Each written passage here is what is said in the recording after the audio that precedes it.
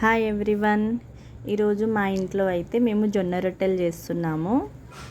మా మమ్మీ చేస్తుంది. ఎలా చేయాలో మీకు ఒకసారి చెప్తాను, చాలా ఈజీగా. మా సైడ్ అయితే మేము ఇలా చేసుకుంటాము.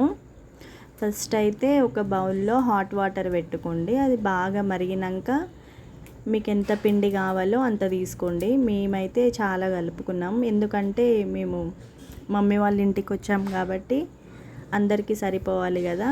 పిండి ఎక్కువ కలిపింది మమ్మీ. వాటర్ బాగా బాయిల్ అయ్యాక పిండి కలుపుకోవాలి. పొడి పొడిగా కలుపుకోవాలి. పొడి పొడిగా కలిపిన తర్వాత ఇట్లా ముద్దలాగా సైడ్కి కలుపుకొని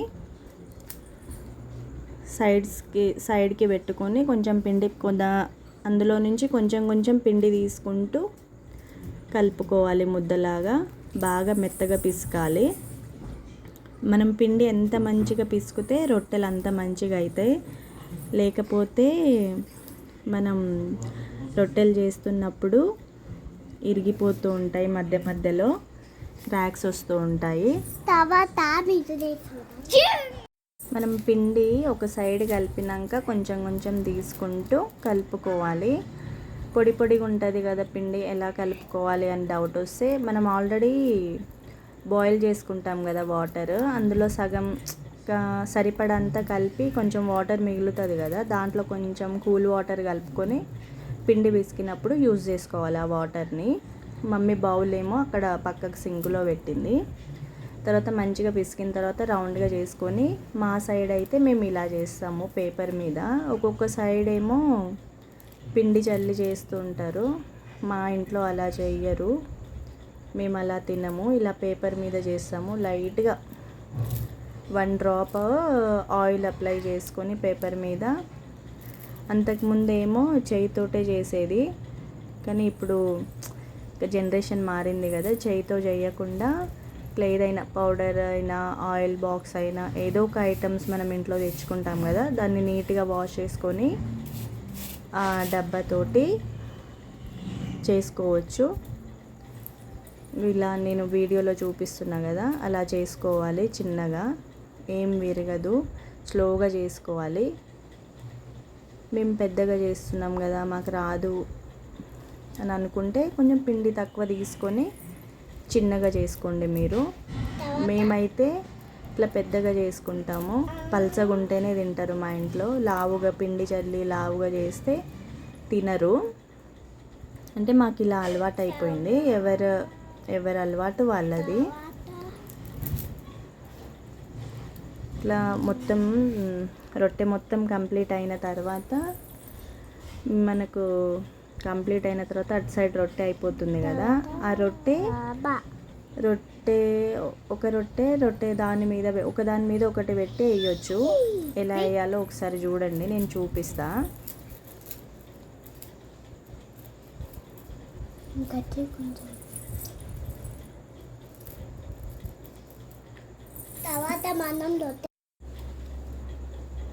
మా విలేజ్ సైడ్ అయితే మేమందరం ఇలానే చేసుకుంటాము.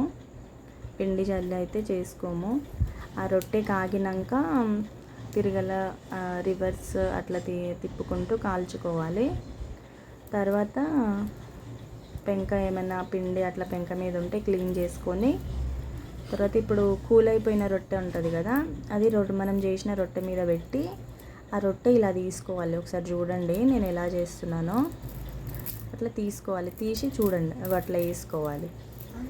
అట్లా వేసిన తర్వాత ఇప్పుడు ఆ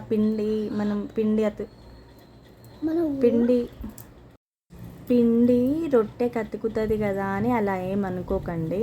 అస్సలు అతకదు, నీట్గా మంచిగా వస్తుంది. మనం చేసిన రొట్టె మీద రొట్టె పెట్టి ఇట్లా వేసుకుంటే ఏం కాదు. బిగినర్స్కి, కొందరికి డైరెక్ట్, ఇప్పుడు మమ్మీ స్టార్టింగ్ రొట్టె డైరెక్ట్ వేస్తుంది, వాళ్ళకి అలవాటు. మనకు రాదు కదా, అప్పుడు మనం ఏం చేయాలి? రొట్టె మీద రొట్టె వేసి, మరి స్టార్టింగ్ రొట్టె ఉండదు కదా అక్క అని మీరు అడగవచ్చు. న్యూస్ పేపర్లు, నార్మల్గా మనకు ఇంట్లో బుక్స్ ఉంటాయి కదా, పిల్లల బుక్స్ అయినా మన బుక్స్, ఒక పేపర్ చింపుకొని ఫస్ట్ చేసిన రొట్టె దాని మీద ఒక పేపర్ పెట్టి పెంక మీద వేసుకోండి. తర్వాత సేమ్ మళ్ళీ పిండి మంచిగా మెత్తగా తీసుకోవాలి. లైట్గా వాటర్ అప్లై చేసుకుంటూ యూజ్ చేసుకుంటూ మెత్తగా కలుపుకొని రౌండ్గా మనకి ఎంత పిండి కావాలో, మనం ఎంత రొట్టె చేస్తామో మనకు తెలిసిపోతుంది కదా. దాన్ని బట్టి ఇగో ఇట్లా వీడియోలో చూపిస్తున్నట్టుగా అలా చేసుకోండి. చేసుకున్న తర్వాత పేపర్ మీద పెట్టేసి యాజ్ యూజువల్ ఇందాక మనం ఎట్లా చేసామో అలా చేసుకోవడమే. ఒక సైడ్ రొట్టె కూడా చూసుకోవాలి మనం పెట్టింది. ఎక్కువ అంటే రోస్ట్గా కావాలంటే అలా కాల్చుకోండి, లేదు మాకు మెత్తగా కావాలంటే మెత్తగా. మా ఇంట్లో అయితే మేము మెత్తగా తింటాము, ఎక్కువ కాల్వము, గట్టిగా ఉంటే తినరు మా ఇంట్లో. ఇలా కాల్చుకుంటాము. అప్పటి వరకు అది అయ్యే వరకు పిండి వేసుకొని ఇట్లా చేసుకోవాలి. అయిపోయిన తర్వాత సేమ్ ఇందాక చెప్పినట్టే చేసిన రొట్టె మీద పాత రొట్టె పెట్టేసి తీసేసుకోవడమే సింపుల్. అలా రాదనుకుంటే పేపర్ పెట్టి తీసుకోండి, కానీ ఒకసారి ట్రై చేయండి. ఇట్లా పేపర్ మీద రొట్టెలు చాలా టేస్ట్ ఉంటాయి. ఇప్పుడు బయట అందరు ఏం చేస్తున్నారు, పిండి జల్లి చేస్తున్నారు, దానికంటే ఇవి ఇంకా బాగుంటాయి. రాకపోయినా ఒకసారి ట్రై చేసి చూడండి.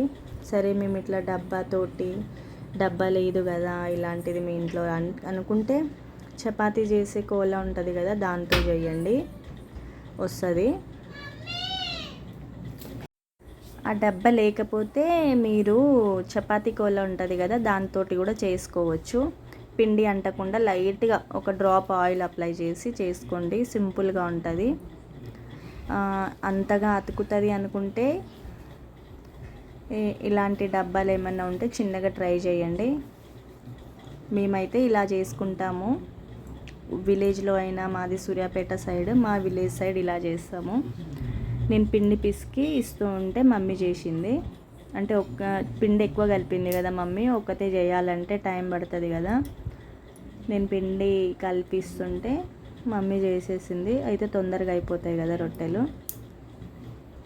మేమైతే వీక్లీ 3-4 టైమ్స్ చేసుకుంటాము ఇదే ప్రాసెస్లో. మేము ఒక సైడ్ రొట్టెలు చేస్తుంటే మా పిల్లల గోల చూడండి. పిండి తీసుకొచ్చి బాలు, పురుగులు, ఎలుకలు అంటూ అవి ఇవి చేసుకుంటూ